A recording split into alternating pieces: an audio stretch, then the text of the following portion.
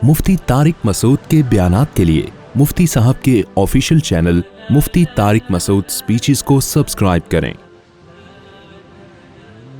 तो एक तरफ खुदा की बनाई हुई जन्नत है और एक तरफ फिरौन की जन्नत है, तो किसकी जन्नत को तरजीह देना चाहिए? खुदा की। अब ये कौम से बहस कर रहा है, कौम की खोपड़ी में बात नहीं आ रही, क्योंकि फिरौन उसमें गलत सॉफ्टवेयर इंस्टॉल कर चुका था। तो आगे जवाब में क्या कहा, बल्कि फिरौन जो है ना, उस फिरौन की जो कौम है उल्टा इसको समझाने लगी, अबे तू क्या कर रहा है, अबे किन मौलवियों के चक्कर में पड़ गया है। एक साहब ने दूसरी शादी की मेरे मशवरे पर किसी बेवा से और चौड़े में आ गए, तो उनको किसी ने कहा अबे तू किन मौलवियों के चक्कर, मुझे ताना दे रहा था, अबे किस मौलवी के चक्कर में पड़ गया तू, किस मौलवी के चक्कर में पड़ गया। छोड़ो यार, जैसे सिस्टम चल रहा है दुनिया का, तू अपनी उम्र देख और वो बेवा को देख। हालांकि मैंने दोनों को मिलवाया था पहले कि देख लो, ऐसा ना हो बाद में बोलो कि यार ये क्या हो गया मेरे साथ। ठीक है, देख के शादी की है, कोई धोखा वोखा नहीं हुआ। अब तो मैं करवाता ही नहीं है काम, किसी की शादी वादी नहीं करवाता मैं। तो अबे क्या मौलवी के चक्कर में पड़ गया, तो ये बातें होती हैं। तो भी कहने लगा अबे अभी जो है वो लोगों ने उसको कहा यार क्या तुम मौलवियों के चक्कर में पड़ गए, गवर्नमेंट देखो इतनी स्टेबल गवर्नमेंट है, वो क्या कह रही है और मौलवी लोग क्या कह रहे हैं। हम तभी कहते हैं ना ये जो अदालती खुला है इसकी कोई हैसियत नहीं है, तो लोग कह रहे होते हैं भाई किन मौलवियों के चक्कर में पड़ गए। हमारे लॉ है, पाकिस्तान का लॉ है, उसमें गवर्नमेंट ने, अदालत ने खुला की डिग्री औरत को पकड़ा दी, तो क्या है भाई। हम कहते हैं खुदा ये कहता है कि जज अपनी बीवी को तलाक दे सकता है, दूसरों की बीवियों को तलाक नहीं दे सकता, लेकिन लोग नहीं मानते इस बात को। तो ना मानो, आखिरत में अल्लाह कूटेगा पकड़ के।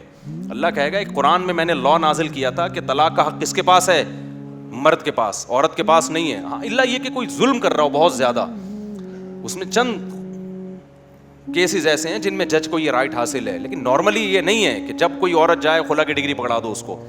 अब खवातीन कहती हैं कि भाई ये तो हम पे जुल्म है, मर्दों को इख्तियार दिया हमें नहीं दिया। इसके मैं बहुत सारे जवाब दे चुका हूँ, अभी इतनी बात कि कानून तो यही है, खुदाई कानून कुरान में है। ये तलाक कौन दे सकता है, मर्द, औरत नहीं दे सकती। हदीस में भी है, इजमाई उम्मत से भी ये साबित है, इसमें किसी का इख्तलाफ भी नहीं है। देवबंदी, बरेलवी, अहले हदीस, हत्ता के शिया भी इसी के कायल हैं, और तमाम आसमानी मज़ाहिब भी ऐसे ही हैं, ईसाईयत, यहूदियत, के तलाक का हक किसके पास है, मर्द के पास। उनमें भी यही था, ये तो अब उन्होंने चेंज कर दिया। तो अब कानून तो यही। अब अगर किसी औरत को समझ में नहीं आ रहा अल्लाह का कानून, तो भाई छोड़ दे अल्लाह के कानून को, इस्लाम को छोड़ दे। वो क्या कहते भाई मैं क्या हूं, मैं नहीं मानती इस्लाम को, ये इस्लाम ने मर्दों को हक क्यों दे दिया तलाक का, मैं नहीं मानती। तो भाई मुनाफकत ना करे वो, फिर हम उसको मुसलमानों के कब्रिस्तान में दफन नहीं करेंगे। आप हिंदू के कब्रिस्तान में दफन हो, ईसाइयों, फिर विरासत भी नहीं मिलेगी, क्योंकि मुसलमान इस गैर मुस्लिम और आपस में वारिस नहीं बन सकते। ये लिबरल लोग, अजीब बात है, विरासत लेने के लिए मुस्लिम शो करेंगे अपने आप को। इस्लामी कानून की जब बात आती है तो भाई ये हम इस्लामी कानून नहीं मानते, ये तो जुल्म है, एक तरफ हो जाओ, या इधर या उधर। जैसे ये रजुल मोमिन था ना, और फिरौन ने कहा उधर, और रजुल मोमिन ने कहा मैं किधर हूँ, उधर हूँ मैं।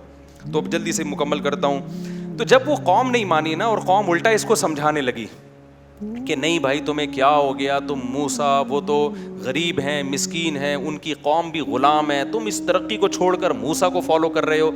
तो फिर वो जवाब में क्या कहता है, वया कौमी माली अदऊकुम इलन नजाह, ऐ मेरी कौम मुझे क्या हो गया, मैं तुम्हें आग के अजाब से निजात की तरफ दावत दे रहा हूँ, मैं तुम्हें बचा रहा हूँ कि आग में जलने से बचोगे तुम आखिरत में।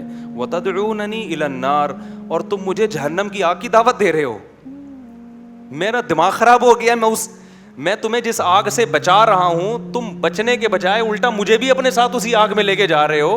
तो मुझे क्या हो गया कि मैं तुम्हारी बात को मानूं, मेरा दिमाग खराब हो गया है। कितने कॉन्फिडेंस के साथ दावत है ना। जब तक दीनदार में ये कॉन्फिडेंस पैदा नहीं होगा, वो शरीयत पर अमल नहीं कर सकता। आज लड़कियां पर्दा करती हैं, जरा सा सास ने ताने देना शुरू करती है तो बहू तू पर्दा करके बैठ गई है, बजाय इसके भाई आप में कॉन्फिडेंस पैदा हो, ये तो अल्लाह का हुक्म है। फौरन आसाब ढीले होना शुरू कि शायद मैंने गलती की है। कोई दाढ़ी रख ले, अबे तू मुल्ला लग रहा है, अबे तू, ये एकदम एहसास होना शुरू होता है यार शायद मैंने क्या किया है, गलत कर लिया मैंने। नमाज पढ़ना शुरू कर दे, यही हाल है। अब तो रोजों में भी लोगों ने करना शुरू कर दिया। तो कॉन्फिडेंस के साथ दीन पे चला करो, उसमें किसी से एहसास कमतरी का शिकार होने की जरूरत नहीं है। बोलो भाई हमारा मजहब इस्लाम है, हमें अल्लाह का शुक्र है, इस पे फख्र है। अगला फौरन ताने देगा, अच्छा बड़े मौलवी बने हो, फलां चीज़ तो ठीक नहीं है, फलां चीज़ तो ठीक नहीं है। तो आप बोलो ठीक नहीं है तो उसको भी ठीक करेंगे ना। ये तो नहीं कि जो चीज़ ठीक नहीं है تو اس کی وجہ سے جو ٹھیک ہے اس کو بھی خراب کر دیں ہم. نہیں یاری بات میرا خیال ہے. جیسے کسی کی داڑھی نہیں ہے, وہ ذرا اچھی اچھی باتیں کرنا شروع کر دے, اب ہے تو کہاں سے ملا بن گیا, داڑھی تو ہے نہیں تیری, تو آپ اس کو اچھی باتیں نہ چھوڑ دو. آپ بولو یار ٹھیک ہے یہ کمی ہے, اس کو بھی ٹھیک کر لیں گے ہم, لیکن ہیں تو مسلمان نا, بات وہی کریں گے جو کس کی ہوگی, اللہ رسول کی بات ہوگی. تو اس نے کہا کہ مجھے کیا ہو گیا, میرا دماغ خراب ہو گیا, میرا بچہ بیٹھ جائے نیچے. بیٹھ جاؤ شاباش. یہ کس کا بچہ ہے؟ بچہ پتہ نہیں مارکیٹ سے شارٹ ہے, ابا کا ہی نہیں پتا, ابا کا ہی نہیں پتا کہ ابا کون ہے اس کے. خیر شاباش بیٹھ جاؤ, چلو وہاں جا کے بیٹھ جاؤ. تو اس نے کیا کہا, مالی ادعوکم الی النجاہ, مجھے کیا ہو گیا بھائی, میں تمہیں جہنم سے بچا رہا ہوں اور تم مجھے ادھر کو گھسیٹ رہے ہو. تدعوننی لاکفر باللہ, تم مجھے دعوت دے رہے ہو کہ میں خدا کا انکار کروں اور اس مخلوق فرعون پر ایمان لے کر آؤں. واشرک بہ, اور اس کے ساتھ ایسے کو شریک کروں جس کے خدا ہونے پر میرے پاس کوئی دلیل نہیں ہے. وانا ادعوکم الی العزیز الغفار, اور میں تمہیں دعوت دے رہا ہوں اس خدا کی طرف جو عزیز, ہر چیز پر غالب ہے اور غفار بھی ہے. کیا مطلب, اگر اس پر ایمان لاؤ گے تو جو گناہ ہو چکے وہ بھی کیا کر دے گا, معاف کر دے گا. لا جرم انما تدعوننی, تم جن کی طرف مجھے دعوت دے رہے ہو ان کی دعوت کا نہ دنیا میں کوئی فائدہ نہ آخرت میں کوئی فائدہ. پھر آگے کہتا ہے فَسَتَذْكُرُونَ مَا أَقُولُ لَكُمْ, جب قوم نے بہت مخالفت شروع کر دی نا تو اس نے اپنی دعوت کو بس کر دیا.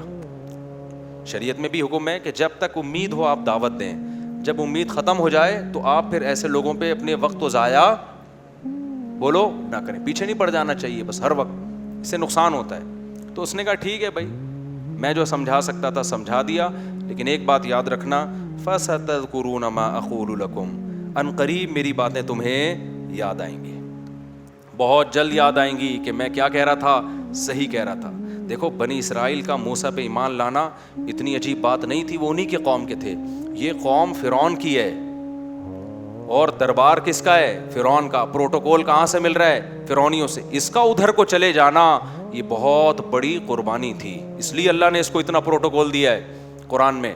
تو وہ کیا کہہ رہا ہے, فَسَتَذْكُرُونَ مَا أَقُولُ لَكُمْ, ان قریب تم یاد کرو گے میں نے تمہیں کیا کہا تھا. وَأُفَوِّضُ أَمْرِي إِلَى اللَّهِ, اب ظاہر ہے اس کو بھی خطرات ہو گئے, کیونکہ جب اس نے دعوتیں دینا شروع کی ہیں, مخبری ہوئی, تو اس کے بھی قتل کے, فرعون نے جیسے موسیٰ علیہ السلام کے قتل کا فیصلہ کیا تھا اس کے قتل کا بھی فیصلہ کر لیا. اس کو جب اطلاع ہوئی تو یہ کہتا ہے وَأُفَوِّضُ أَمْرِي إِلَى اللَّهِ, میں اپنا معاملہ کس کے سپرد کرتا ہوں, اللہ کے. اللہ نے بچانا ہوگا بچا لے گا, قتل کروانا ہوگا کیا کر دے گا, قتل. میں اللہ پہ توکل کرتا ہوں. ان اللہ بصیر بالعباد, اللہ اپنے بندوں سے غافل نہیں. کیسا تسلی کا جملہ ہے. بتاؤ کسی کو موت کی خبر مل گئی ہو کہ تو مرنے والا ہے, تو ڈپریشن سے وہ پہلے ہی مرے گا کہ نہیں مرے گا. ڈپریشن کا اس سے بہترین علاج نہیں ہے. ان اللہ بصیر بالعباد, اللہ میرے حالات کو جانتا ہے. وہ اگر مجھے پریشانی میں بھی رکھتا ہے تو اسی پریشانی میں میری خیر ہے. نہیں آئی بات سمجھ میں, اسی پریشانی میں کیا ہے, میری خیر ہے. جیسے ابھی میں نے بتایا نا, سعودیہ میں ایک عربی سے میری ملاقات ہوئی, ان کے بیٹے کا انتقال ہو گیا 9-10 سال کا, بڑا صبر ان کا.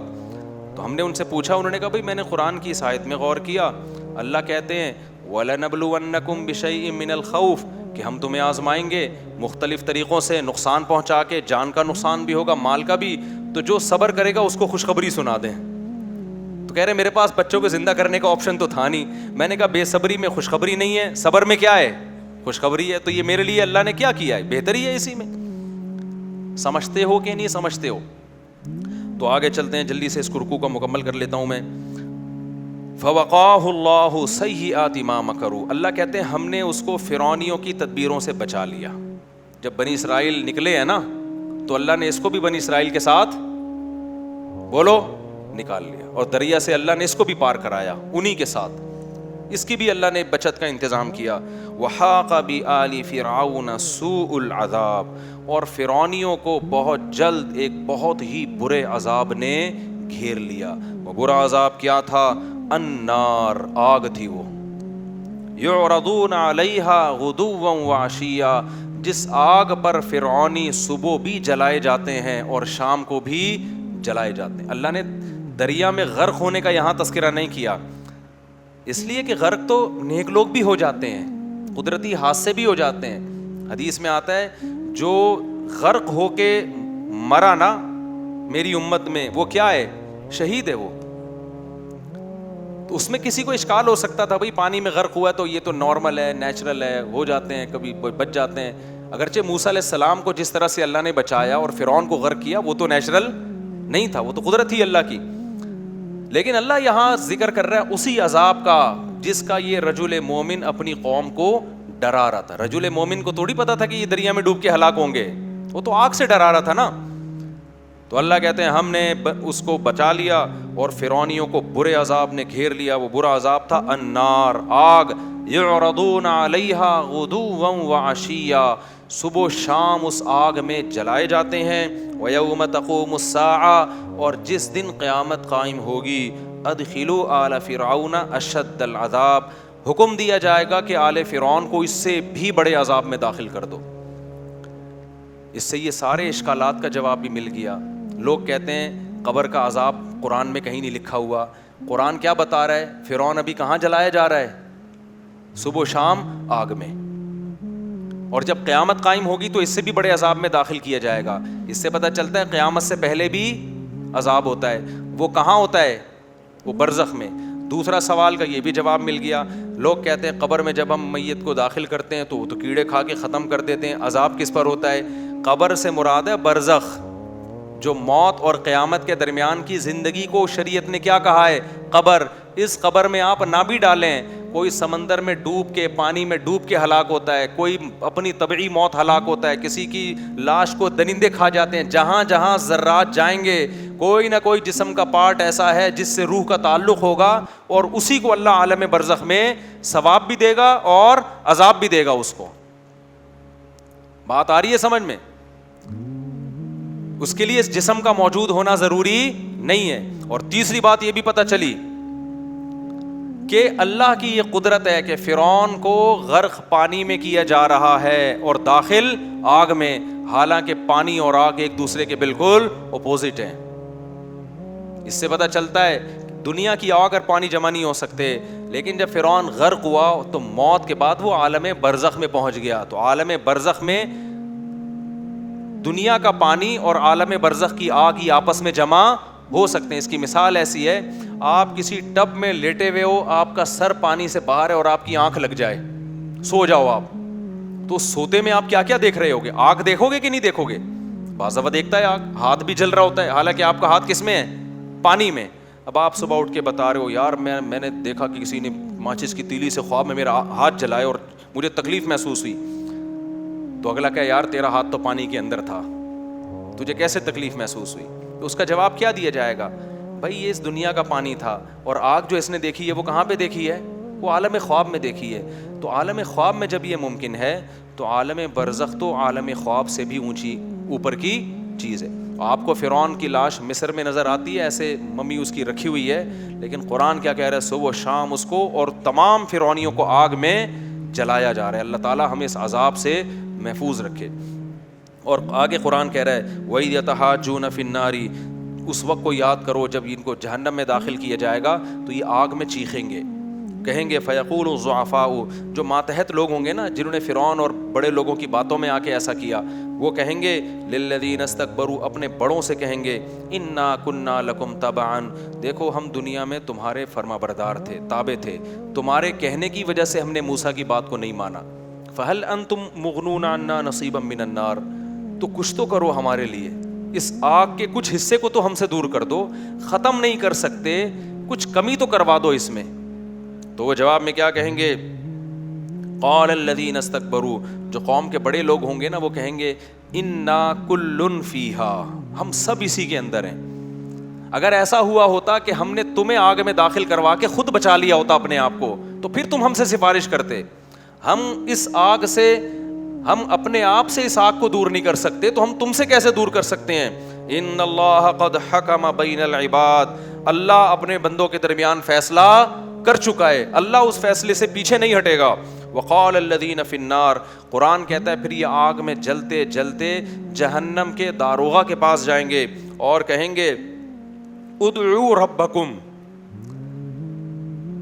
جہنم کے جو داروغہ ہوں گے نا, جو جہنم پر اللہ نے معمور کیے ہوئے ہیں, ان کے پاس جا کے کہیں گے کہ تم جا کے اپنے رب کو پکارو, یخفف عنا یوما من العذاب, ایک دن کے لیے ہم سے عذاب میں کمی کر دے, ایک دن کے لیے, ایک دن کے لیے کمی کر دے. تو وہ داروغہ فرشتے کیا کہیں گے, اولم تک تاتیکم رسولکم بالبینات, کیا واضح معجزوں کے ساتھ, دلائل کے ساتھ پیغمبر تم تک نہیں آئے تھے؟ رسول کا مطلب بہت سے پیغمبر, حالانکہ آئے تو اکیلے موسیٰ تھے نا, لیکن اللہ پچھلے پیغمبروں کو بھی اسی میں شامل کر رہے کہ سب کی دعوتیں پہنچی تھی, صرف ایک موسیٰ نہیں تھے. کیا تمہارے پاس بہت سے پیغمبروں کی دعوت نہیں پہنچی تھی؟ قالوا بلا, وہ کہیں گے ہاں دعوتیں ہم تک پہنچی تھی. قالوا فادعوا, تو وہ کہیں گے پھر خود ہی پکارو اپنے رب کو. وما دعاء الکافرین الا فی ضلال, اللہ کہتے ہیں کہ یہ کافر لوگ جب اللہ کو پکاریں گے نا, فرشتہ بھی مایوس کر دے گا. ایک اور جگہ قرآن میں یہ مضمون اللہ نے بیان کیا کہ جب یہ جہنم کی طرف جائیں گے نا جو بھی جہنمی, تو فرشتہ ان سے پوچھے گا کہ کیا تمہیں اس جہنم کے بارے میں کسی نے بتایا نہیں تھا, کسی نے ڈرایا نہیں تھا اس آگ سے؟ وہ کہیں گے کیوں نہیں ڈرایا تھا؟ ربنا غلبت علینا شقوتنا, ہم پر ہماری بدبختی غالب آ گئی تھی. ہر کلپ غور سے دیکھا جاتا ہے, صحت کے حوالے سے کوئی کلپ آ جائے دیکھتے ہیں, بزنس سکھانے کے طریقے بتائے جا رہے ہیں فوراً دیکھتے ہیں, کوئی خوبصورت لڑکی کی تصویر آ جائے ٹک ٹاک پہ سارے نوجوان اس کی طرف مائل ہوں گے. صرف ایک اللہ کی بات کہ جنت اور جہنم برحق ہے, اپنے آپ کو پہلے سے اس کے لیے تیار کر لو, حساب و کتاب ہونے والا ہے. ایسا کوئی کلپ آ جائے تو سب سے زیادہ بورنگ کس میں ہوتی ہے, بوریت کس میں ہوتی ہے؟ اس میں ہوتی ہے. ہم تو کان دھرنے کے لیے تیار نہیں ہے اس پہ. قرآن میں یہ مضمون جگہ جگہ ہے کہ فرشتے پوچھیں گے تمہیں اس آگ سے ڈرایا نہیں تھا کسی نے؟ تو یہاں بھی یہ کہیں گے تمہیں کسی نے بتایا نہیں تھا؟ وہ کہیں گے ہاں بتایا تھا. تو فرشتہ کیا کہے گا, پھر خود ہی پکارو, ہمیں پکارنے کی اجازت نہیں ہے. قرآن کہتا ہے وما دعاء الکافرین الا فی ضلال, کافروں کی پکار ضائع جائے گی اس دن. اللہ ان کی پکار کو, جو بھی جہنم میں ہوں گے ان کی پکار کو نہیں سنے گا. دنیا میں اللہ سنتا ہے, آج دعا مانگنے کا ہمیں فرصت نہیں ملتی. آپ دیکھیں نا دعاؤں کا حشر کیا ہے, ایسے مانگ رہے ہوتے ہیں, نہ توجہ ہوتی ہے دعا میں, دماغ ادھر ادھر لگا ہوا ہے. سب سے مشکل کام آج مسلمان کے لیے دعا مانگنا ہے, دل لگا کے مانگتا ہی نہیں ہے. وجہ کیا ہے؟ اس کے دل میں شیطان نے یہ وسوسہ ڈال دیا ہے کہ پتہ نہیں اللہ سنتا ہے, قبول کرتا ہے کہ نہیں کرتا. وہ بھائی آج سن رہا ہے, وہ دکھاتا نہیں ہے, کیونکہ اللہ کو پتہ ہے سارے پھر مجھ سے مانگنے لگیں گے, اس لیے وہ دکھاتا نہیں ہے. وہ بتاتا ہے کہ میں سنتا ہوں بس اور قبول کرتا ہوں, قبول ہوتے ہوئے بھی نہیں دکھا رہا ہوتا کہ کیسے قبول کرتا ہوں. اس لیے خوش قسمت لوگ اللہ سے دعائیں مانگنے میں بخل نہیں کرتے, کیونکہ خوش قسمت لوگوں کو پتہ ہے کہ آج کسی بھی وقت ہاتھ اٹھا کے خدا سے مانگوں گا, وہ سنے گا بھی اور میری پکار پر لبیک بھی کہے گا. جب موت کا وقت آیا تو یہ دعا کا دروازہ ہمیشہ کے لیے بند ہو جائے گا. پھر تو بڑے خشوع و خضوع, اب دیکھو نا یہ فرعونی جو آگ میں, یہ بڑے خشوع و خضوع سے مانگ رہے ہیں جا کے اللہ سے دعائیں, لیکن اللہ کیا کہہ رہا ہے, آج ان کی پکار نہیں سنی جائے گی. تو بھائی اللہ نے ہمیں بھی مہلت دی ہے. اس دنیا میں اللہ سے مانگ لو. سب سے زیادہ جو مانگنے کی چیز ہے نا وہ ہدایت ہے. سب سے زیادہ مانگنے کی کیا چیز ہے؟ ہدایت. کہ اللہ مجھے گناہوں سے بچا لے, بس سیدھے راستے پہ چلا دے. اور اللہ نے بھی بار بار ہمیں یہی کہا نا, اہدنا الصراط المستقیم, یہی مانگو. تو یہ اسی وجہ سے ہمیں کہا جا رہا ہے کہ سب سے زیادہ فوکس اس کو کرو. ہم سب سے زیادہ فوکس کرتے ہیں بزنس, بڑا گھر, میرا یہ کام اٹکا ہوا ہے, یہ ہو جائے. ٹھیک ہے وہ بھی مانگیں اللہ سے, وہ بھی اللہ ہی دے گا. سب سے زیادہ ہماری ضرورت کیا ہے میرے بھائی؟ کاروبار تو فرعون کے پاس بڑا زبردست تھا, حکومت بھی تھی, کامیاب آدمی تھا. موٹیویشنل اسپیکر کی اس کو بالکل بھی ضرورت بولو نہیں تھی. وہ موٹیویشنل اسپیکر اس کو سمجھانے کے لیے جاتا نا تو وہ کہتا تو ہم سے سمجھ کہ ہمیں یہ حکومت کیسے ملی ہے. اس نے موسیٰ کو, حضرت موسیٰ علیہ السلام کو فرعون نے کیا سمجھا؟ قوم کا کمتر آدمی, غریب آدمی, معاذ اللہ غلام قوم کا آدمی, مسکین, ایسے ایسے تانے دیے نا. مہین, کمتر, جس کی عزت نہیں ہے, ویلیو نہیں ہے, مسکین. لولا اسور علیہ اسورۃ من ذہب, اس کے پاس سونے کے کنگن نہیں ہے, غریب. تو سارے تانے وہی دیے جو آج کس کو دیے جاتے ہیں؟ مذہبی طبقے کو دیے جاتے ہیں. سارے وہی تانے دیے. تو اس لیے ان تانوں سے بالکل متاثر نہ ہو. اللہ کی نظر میں اگر ویلیو ہے کسی چیز کی تو وہ کیا ہے, کون اس کو راضی کر کے چل رہا ہے اور کس نے اس کو اپنی زندگی سے نکال دیا. اور دعاؤں کی توفیق مل رہی ہے, اللہ سے راز و نیاز اور باتوں کی توفیق مل رہی ہے, تو اس سے زیادہ خوش قسمتی نہیں. حضرت عمر کا ایک قول ہے نا کہ مجھے اس کی فکر نہیں رہتی کہ میری دعائیں قبول ہو رہی کہ نہیں ہو رہی, مجھے تو اس کی فکر رہتی ہے کہ دعاؤں کی توفیق مل رہی ہے کہ نہیں مل رہی. اور ہمیں یہ ہوتا ہے کہ ایک دفعہ مانگی تو وہ ہوئی ہے کہ قبول کے نہیں ہوئی ہے. تو اس کو فوکس کرو. اللہ تعالی ہم سب کو سمجھنے کی, عمل کی توفیق عطا فرمائے. وما علینا الا البلاغ.